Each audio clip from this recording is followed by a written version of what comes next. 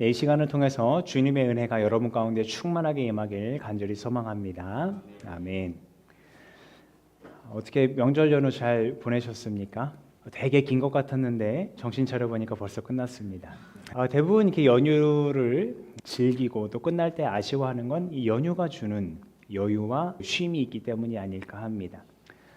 근데 사실 명절만이 주는 유익과 기쁨이 있죠. 명절을 핑계 삼아서 가족들, 또 친지들, 친구들이 있는 곳으로 가서 함께 추억을 되새기면서 그렇게 만남을 가질 수 있다는 건데요. 가족과 또 친지들, 친구들 만나면 오랜 시간 함께 해왔던 만큼 서로에게 달라진 점들을 금방 알아차립니다. 오늘 말씀에서 예수님께서도 고향에 가 계시는데요. 물론 명절은 아닙니다만 그가 자라나신 마을 나사렛에 가 계세요. 고향에서 그를 쭉 봐왔던 사람들은 예수님의 달라진 점을 보고 이렇게 얘기합니다. 아니, 이 사람은 요셉의 아들이 아닌가? 우리가 알고 있던 요셉의 아들이 분명 맞는데 우리가 생각하던 거랑 다르네? 라는 말입니다. 사람들이 왜 이렇게 얘기를 했는지, 그리고 도대체 예수님은 어떻게 변했길래 사람들이 예수님의 변한 모습을 보고 놀랐는지 알기 위해서는 지난주 이야기를 좀 되짚어 볼 필요가 있습니다. 지난주 이야기에는 예수님께서 성령의 능력을 힘입어서 광야에서 40일간 금식을 하시고 다시 그 성령의 능력을 힘입어서 갈릴리로 돌아오신 다음에 회당에서 여러 사람들을 가르치고 영광을 받으신다는 내용이었어요. 특별히 나사렛의 회당에서 안식일 예배 때 이사야 선지자의 글을 읽으셨어요. 그 내용은 보시는 바와 같습니다. 간단하게 말씀드리면 주님의 영이 기름을 부으셔서 가난한 자들에게 기쁜 소식, 복음을 전하게 하고 눌린 자들을 자유케 한다. 그래서 주님의 은혜의 해를 선포하게 하신다라는 얘기입니다. 이 예언도 예언이지만 사람들이 예수님을 보고 놀랄 수밖에 없었던 이유는 이 다음에 하신 말씀 때문이었습니다. 같이 읽어볼까요? 시작. 이 성경 말씀이 너희가 듣는 가운데서 오늘 이루어졌다. 아멘. 주님의 은혜의 해, 곧 그 구원이 지금 당장 여기에 이루어졌다라고 말할 수 있는 사람이 과연 그 자리에 몇이나 있었을까요?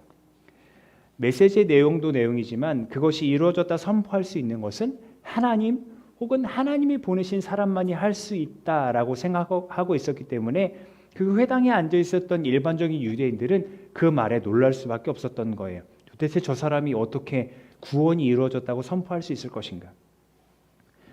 제한적이긴 하지만 예수님의 유년 시절에 대한 기록들을 성경에서 살펴보면 지혜로우셨고 또 굉장히 순종적인 사람이었고 사람들에게 사랑받는 사람이었다라는 걸 알 수 있어요. 지혜롭고 또 순종적이고 또 사랑받는다. 이 언어들이 주는 느낌이 굉장히 유순하죠. 그런데 오늘 이 말씀이 여기 이루어졌다라고 그 구원을 선포하시는 예수님의 모습을 생각해 보면 굉장히 강경하고 단호합니다. 이렇게 강하게 말씀하시는 모습이 그 자리에 앉아있던 사람들 마음에는 좀 언짢게 다가왔던 것 같아요. 당장 나타나진 않습니다만 예수님이 그들한테 뭐라고 말씀하시냐면 야, 의사야 네 병이나 고쳐봐라 하는 속담처럼 너도 가버나움에서 했던 그 기적을 우리한테 와서 한번 해봐 라고 이야기를 말하려고 한다 하는 거예요. 말하려고 한다. 그러니까 실제로 그 사람들이 그렇게 말하진 않았어요. 그런데 예수님은 이미 그들의 마음속을 꿰뚫어 보고 계신 거예요. 동일한 이야기를 다룬 마태복음 13장에 보면 저 사람은 목수의 아들이 아니냐, 저 사람은 우리가 알고 있는 마리아의 아들이 아니냐라고 얘기를 하거든요. 그러면서 달갑지 않게 여겼다라고 표현하고 있어요. 다시 말하면 이 유대인들이 보기에 예수님은 무슨 제사장 가문도 아니고요. 율법학자도 아니에요. 더군다나 목수의 집안이에요. 그런 그에게 누가 성경을 해석하고 풀이할 권위를 주지 않았을 건데 그 사람이 감히 어떻게 회당에 서서 대선지자 이사야의 말씀을 읽고 그것이 오늘 여기 이루어졌다라고 선포할 수 있겠나? 달갑지 않은 거예요. 받아들여지지 않았던 거예요. 그래서 예수님이 그들의 생각을 꿰뚫어 보셨던 것처럼 다른 갈릴리 마을에서 기적을 행했던 것처럼 여기서 그 기적을 베푼다면 혹시 믿어나 볼까 한번 생각은 해볼게 라는 그 마음이 있었던 거고 예수님은 그 불순한 마음을 지적하셨던 겁니다.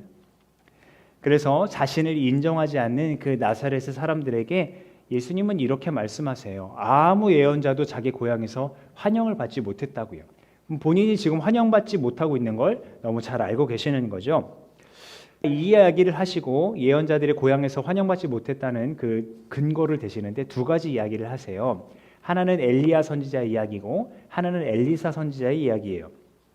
구약 성경 열왕기상에 보면 거기에 아합 왕이라는 사람이 등장합니다. 근데 이 사람이 자기 왕비 이사벨과 얼마나 하나님 앞에서 악을 저질렀는지 하나님을 섬기기는커녕 바알과 아세라라는 우상을 섬기면서 백성들을 탄압하고 못살게 굴었습니다. 그래서 하나님께서 그들에게 심판을 내리는 의미로 무려 3년 6개월 동안 이스라엘과 근방에 비 한 방울 내리지 않도록 하셨어요. 성경에서는 그래서 시내의 근원조차 말랐다라고 이야기할 정도입니다. 그때 하나님께서는 이 하나님의 사람 엘리야를 어디로 보내시냐 하면 시돈이라고 하는 곳으로 보내세요.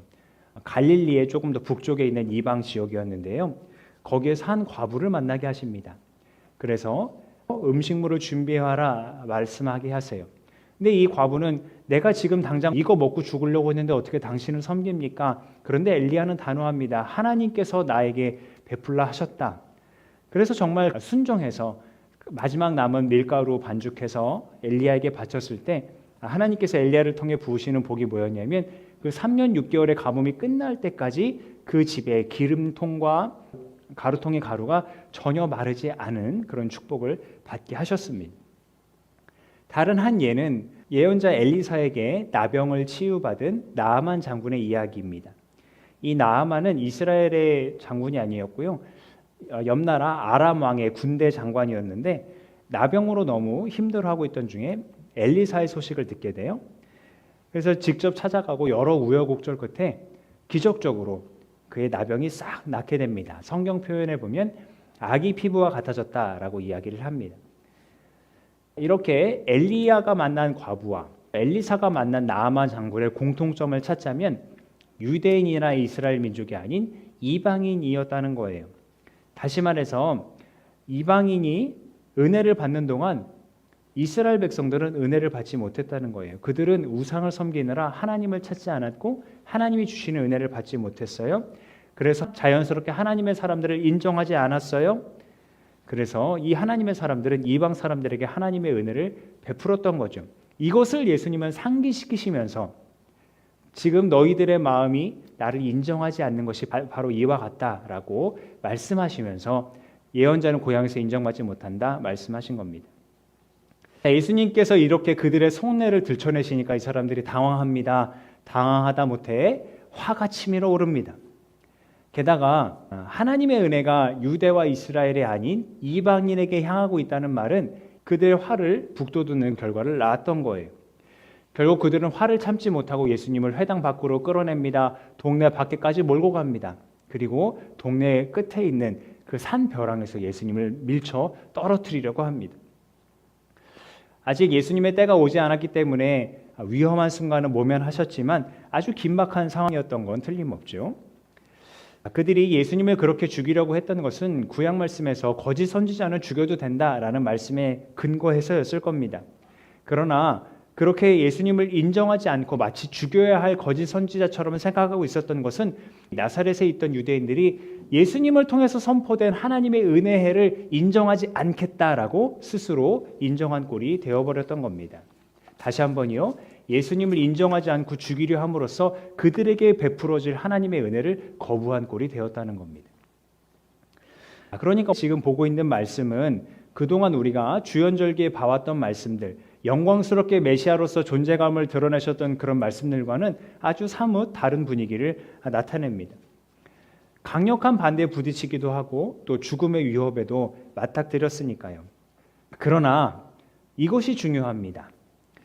예수님은 하나님이 명하신 바 메시아로서 성령의 능력을 힘입어서 가난한 사람들에게 기쁜 소식을 전하고 포로되고 억눌린 사람들을 자유케 하면서 주님의 은혜를 선포하는 그 일을 행하는 데 있어서 어떤 반대와 위협에도 굴하지 않으셨어요. 흔들리지 않으셨어요.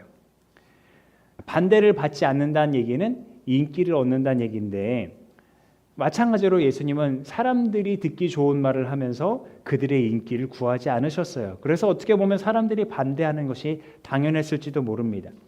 마태복음 10장에 보면 예수님께서 내가 평화를 주러 온 것이 아니라 칼을 주러 왔다라고 이야기를 하십니다.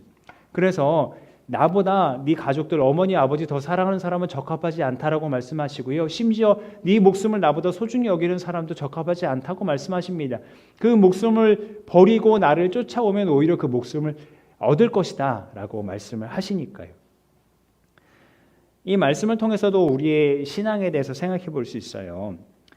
물론 우리가 너무 지나친 배타성을 가지고 다른 종교나 혹은 다른 사람들을 공격적으로 대하는 건 옳지 않습니다. 사랑은 무례하지 않으니까요. 그러나 상대방을 사랑으로 대하는 것하고 이 신앙의 본질을 흐리면서 점점 잃어가는 것하고는 아주 다른 얘기지요. 한번 생각해 보시죠. 우리의 삶을 인정받고 싶을 때 찾아가는 사람이 누굽니까? 우리를 인정해주는, 내가 인정받고 싶은 사람은 누구입니까?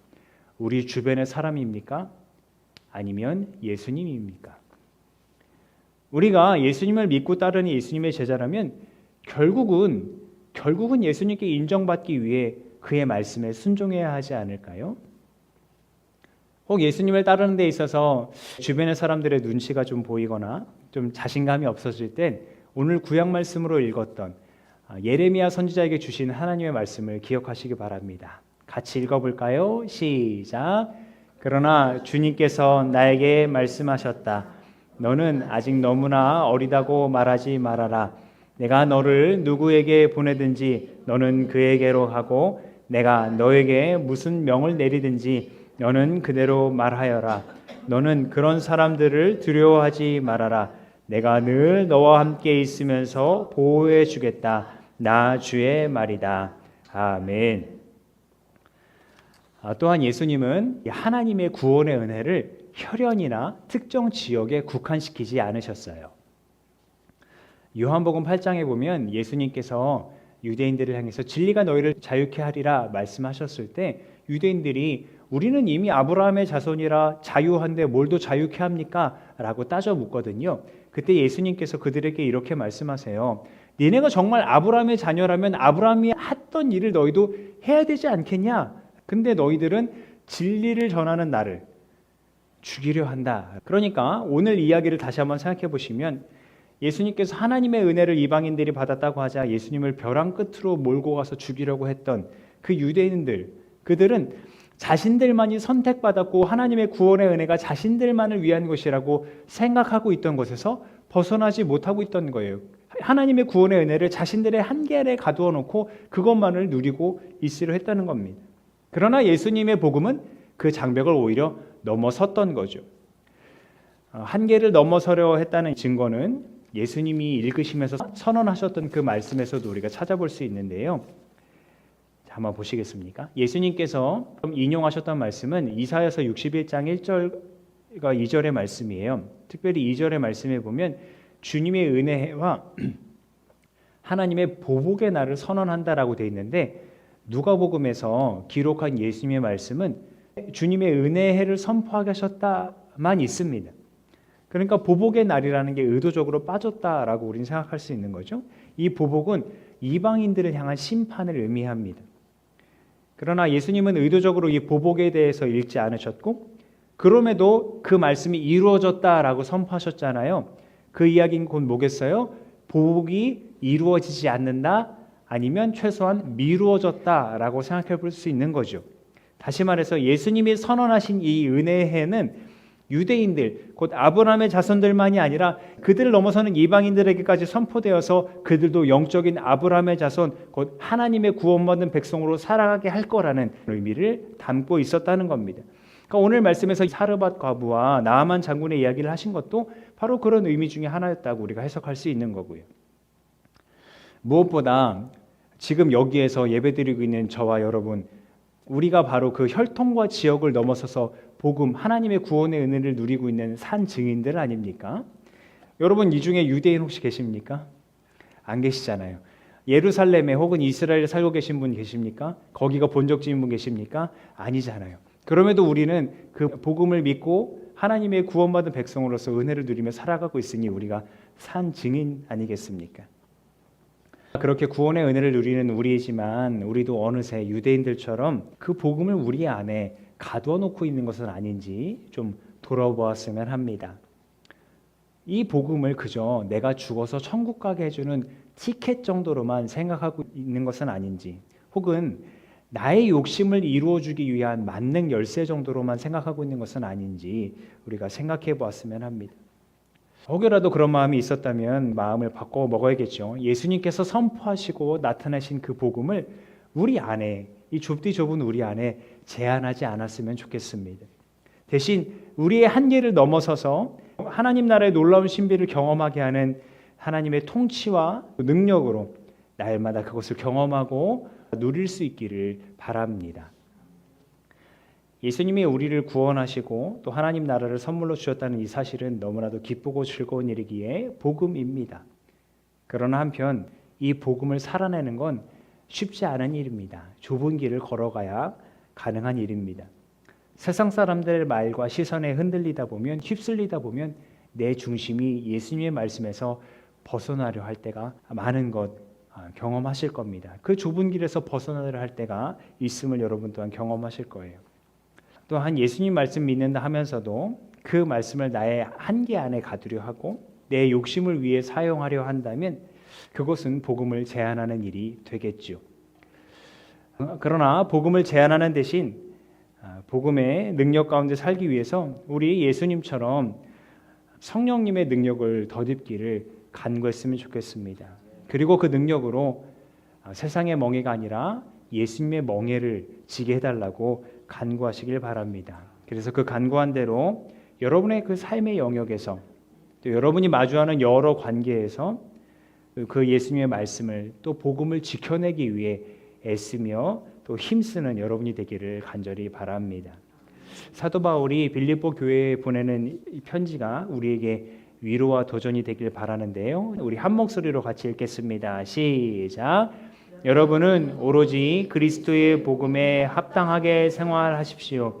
그리하여 내가 가서 여러분을 만나든지 떠나 있든지 여러분이 한 정신으로 굳게 서서 한 마음으로 복음의 신앙을 위하여 함께 싸우며 또한 어떤 일에서도 대적하는 자들을 두려워하지 않는다는 소식이 나에게 들려오기를 바랍니다.